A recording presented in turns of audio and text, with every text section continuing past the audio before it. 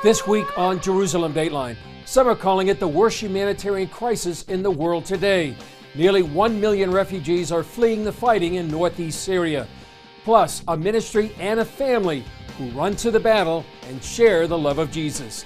And the B'nai Anusim, the prophetic story of millions who are rediscovering their Jewish past and praying at the Western Wall for China and deliverance from the coronavirus. All this and more this week on Jerusalem Dateline.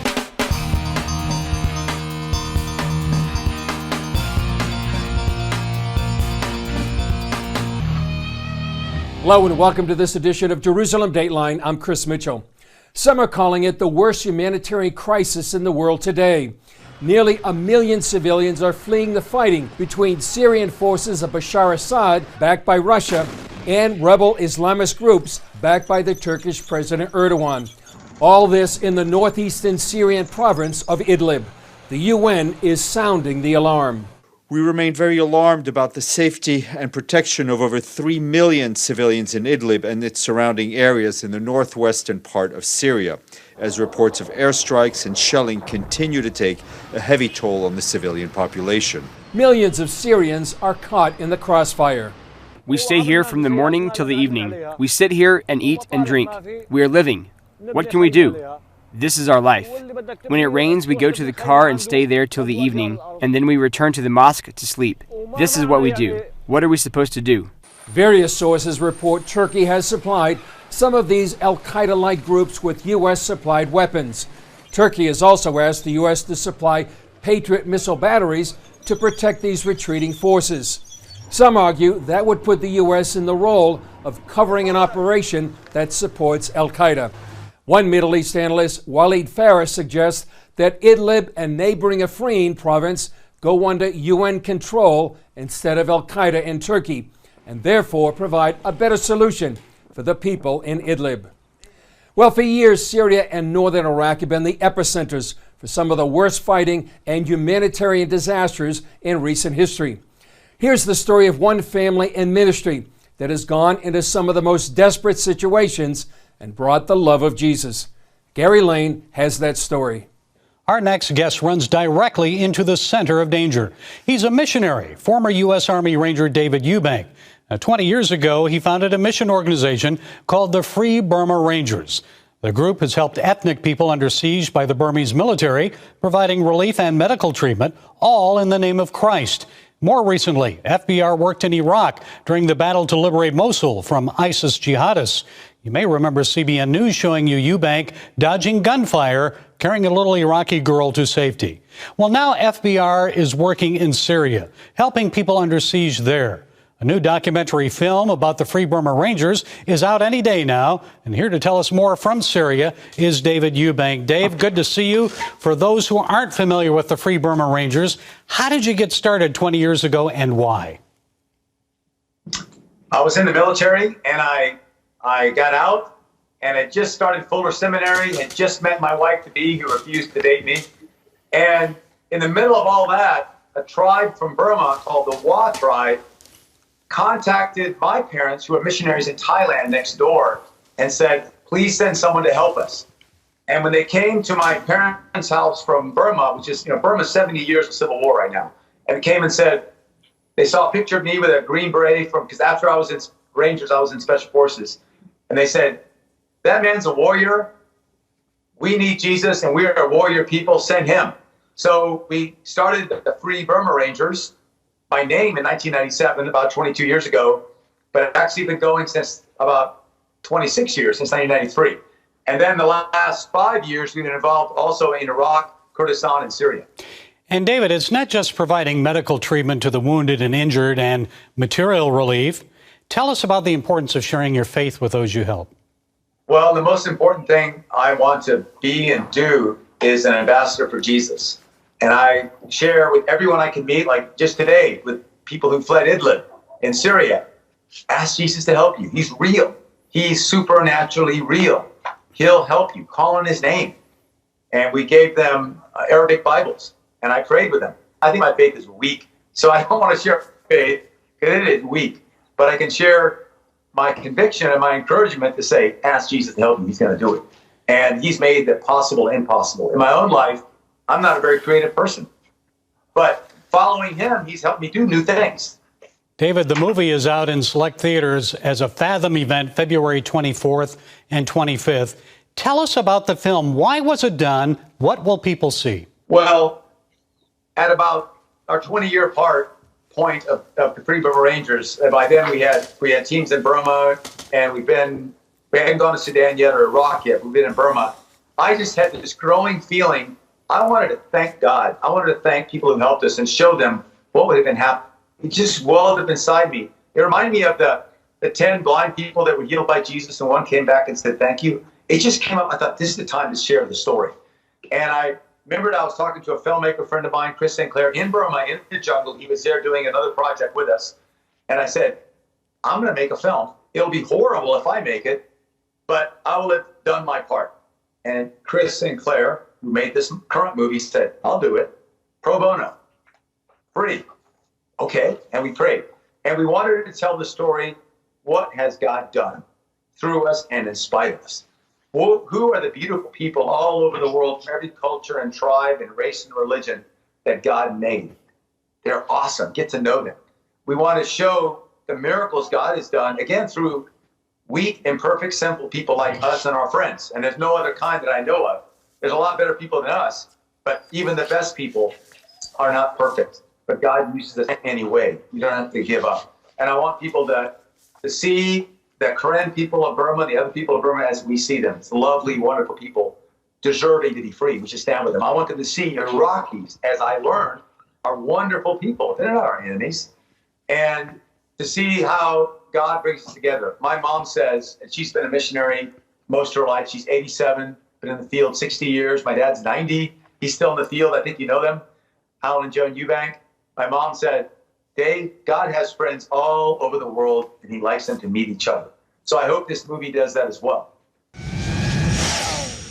There's new questions over the U.S. military strike that killed Iranian General Qasem Soleimani. A recent White House memo to Congress does not cite an imminent threat. That's leading Democrats to question the legitimacy of the attack. But one security expert tells CBN's Eric Phillips that there were strong indications of Iran's next move. We sat down with Michael Pregent, a well-connected Middle East intelligence expert who's also fought in that region. He provided insight on so-called chatter regarding the situation and how it harkened back to the 1979 hostage situation. He was worse than Osama bin Laden. He was worse than Baghdadi. He was worse than Zarqawi. That's why last month, at my direction, the U.S. military executed a flawless precision strike that killed Soleimani and terminated his evil reign of terror forever. It was the best move we could have made. Michael Pregent of the Hudson Institute says the clear picture provided by sources of the threat Soleimani posed to the U.S. Embassy in Baghdad made his demise a must. The chatter was that they were going to do a 1979 hostage siege. They were going to take over the embassy, take all the Americans in the embassy hostage, and then broker release for sanctions relief. While Soleimani was the main target, Pregent says the other terror leader killed in the strike would have also played a key role in the siege. The chatter was they were going to put Abu Mahdi al-Mohandes in as prime minister, so do a coup, and then seize the embassy. Pregent says when militia forces penetrated the U.S. Embassy on December 31st, it was essentially a dress rehearsal for what was to come.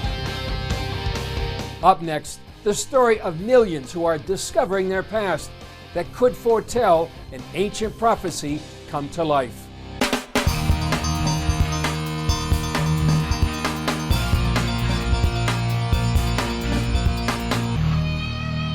The Spanish Inquisition is an ugly chapter in the history of the Church. It lasted more than 300 years, spanned continents, and became one of the most extreme examples of anti-Semitism ever seen.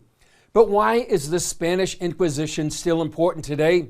CBN Middle East correspondent Julie Stahl traveled to Portugal to find out. They're called B'nai Anusim, or sons of the forced ones.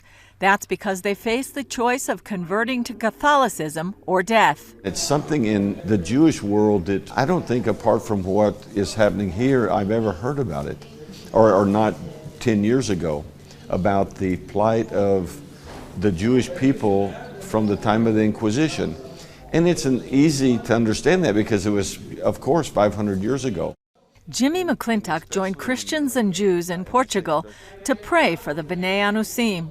The hope is to restore their Jewish heritage so they can immigrate to Israel. For the Jewish people in America, you're either Jewish or you're not Jewish. The B'nai Anusim is different from that. The B'nai Anusim today, being confronted with the realization that they are Jewish, and yet their family life took a huge turn 500 years ago. King Ferdinand and Queen Isabella initiated the Spanish Inquisition to expose Jews who converted to Catholicism but secretly kept their religion. Either you convert or you die.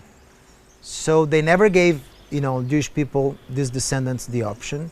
But these descendants, they chose to keep their Judaism in secret, and it was a risk. And many of them died because of that. And they paid a high price for keeping to their origins and to their faith. Castelo de Vida is a quaint Portuguese town of about 5,000 people. It's about 10 miles from the Spanish border. Hundreds of years ago, when the Spanish Inquisition started, Spain's Jews fled across the border here for protection. Over about 4 years, King Manuel I of Portugal welcomed some 120,000 Jews to his country. In 1496, however, the Catholic Church demanded King Manuel deal with his Jews before he could marry the daughter of King Ferdinand in Spain. First, he thought he would ship them out, like the Jews were kicked out of Spain in 1492. And then he realized that if he does, he's got nobody to administer his country and to run the country. So he forced to convert them in one day. One of the places that happened was this town square. The Jews were rounded up and brought here from the Jewish neighborhood, sprinkled with water and given new names. Afterwards, they were sent to new homes in Christian neighborhoods. At the time, many of Portugal's Jews fled to newly discovered Brazil, where an estimated 60 million of their descendants still live today. And they want to know more about how to reconnect to the Jewish people and to the Jewish faith. They include Mateus Gamaraias and his father Marcelo, who started the first of its kind museum about the persecution of the Jewish people during the infamous Inquisition. What is happening is that today we have thousands, if not millions of Brazilians that know that they are descendants from Jews from Portugal and Spain. And I believe the Lord is doing an awakening, and these people want to know more about their heritage. But they face a situation similar to their ancestors. The Orthodox establishment in Israel, they want to convert them to Jewish Orthodoxy, which is exactly what the Catholic Church did. They forced them to do something they don't want to do. Israeli Joe Shulam, who started the Nativia congregation in Jerusalem, is leading the immigration campaign for the B'nai Anusim. These people say we are Jews. We never stopped being Jewish. We were Jews even when we knew that if the church catches us and tries us in the auto de fe, we could be burned alive. They converted on the outside, and at home in secret they kept Jewish customs. The smallest things could give them away, like preparing on Friday for the Sabbath or Jewish holidays. According to Shulam, the challenge is convincing Israel to change its law of return. It currently states a Jew who converts to another religion is automatically disqualified from immigrating to Israel. They have kept their Jewish customs for 500 years on their own free will, at the pain of death and torture. So why now force them to convert? Shulam and others believe this return to Israel would fulfill biblical prophecy. God says through Obadiah the prophet that the Jews from Sepharad, I'm a Sephardic Jew, the Jews from Sepharad will come back to the land with God's blessing and settle the Negev. Israel has been trying to settle the Negev for 70 years. It's still empty. The Negev is waiting for these Jews. Isaac Herzog, chairman of the Jewish Agency, tells CBN News discussions are underway on how to handle immigration of the B'nai Anusim. This is a major issue because it also has to do with legal issues, historical issues. But yes, I'm very much looking forward to an enhanced policy together with the government in Israel on this. The vision is big. Shulam says they hope to eventually bring 2 million of these Jews back to Israel. Julie Stahl, CBN News, Castelo Davide, Portugal.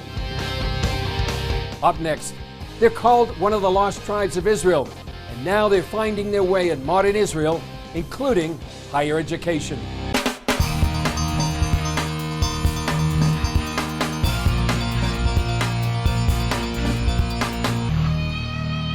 Ethiopian Jews have been called one of Israel's lost tribes.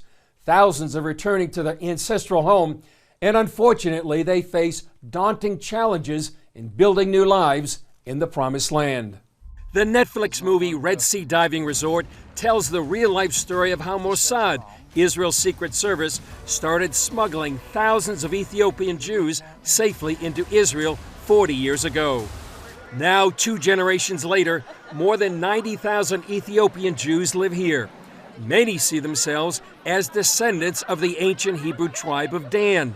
Each year, many of them celebrate the Sigd, an ancient holiday marking how God brought them to Israel. But these Ethiopian Jews face major challenges integrating into Israeli society. That's where Keren Hanan Ainor, or KHA, comes in. It's an organization committed to help young Ethiopians make the leap into higher education. Everything starts in education. We're here to just push and push and push to get people into higher education and this way have a big impact on their own community. For 26 years, the group has provided them more than 4,000 scholarships across 50 fields of education. It helps me financially. I'm doing my second degree in MBA, and it's very expensive, unfortunately. Yaakov plans to use her degree to take her own leap of faith. To start up a business of myself. Right now I'm quality assurance. I'm consult for biotech field for startup companies. I want to do it by myself. In Israel, education opens doors. Education is the key to integrate and to involve in every corner in every profession in Israel. Dr. Siga Malaku received one of the first scholarships presented and now leads the KHA. In Israeli society, to integrate if you are not educated, and especially you are from Ethiopia and our skin color and everything, if you don't have a formal education in the professionally, it's not easy to integrate. But by the way, this kind of scholarship gives opportunity not for only first generation, also second generation too. Malaka is seeing the impact from one generation to another. We're trying to push forward a generation that sometimes needs a little bit of help in order to complete a very important thing that they have started. Those behind KHA will continue to push generations forward in the hope one day their scholarships won't be needed.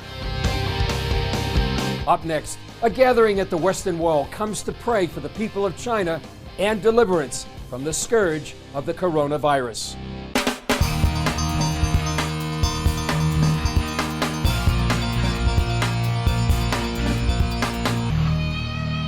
China is the epicenter of the coronavirus that has killed more than 2,000, infected tens of thousands, and spread fear around the world.